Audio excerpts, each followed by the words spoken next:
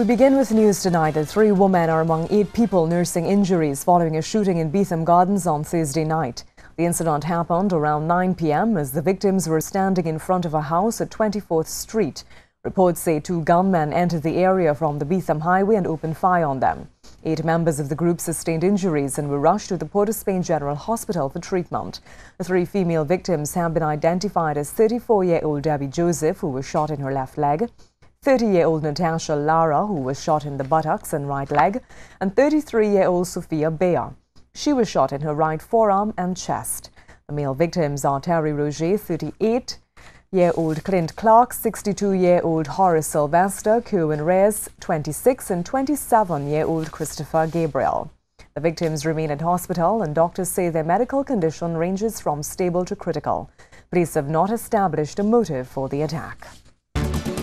Thank God it's Friday. Welcome to the C Sport Report. And more stars, less problems, right? Well, that doesn't seem to be the case, as the return of Chris Gayle and now Ramdar Sawan might just be too much for Otis Gibson to stomach, and the West Indies coach may be on his way out. Well, reports indicate that Gibson has accepted a job as director of cricket with English county side Warwickshire.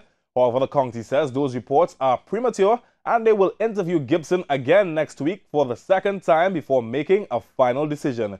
Gibson, who led the West Indies to the World T20 in October, is understood to be tired of the politics inherent in Caribbean cricket and will accept the job in England, succeeding Ashley Giles at Edgbaston. Gibson is out of contract in the next couple of months, and his tenure is to be discussed in St. Lucia next week by the board.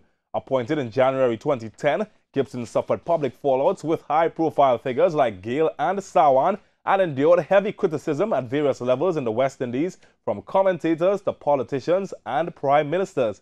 Gibson is competing with David Parsons, the ECB performance director, Graham Welsh, Warwickshire current bowling coach, and Dougie Brown, the club's assistant coach.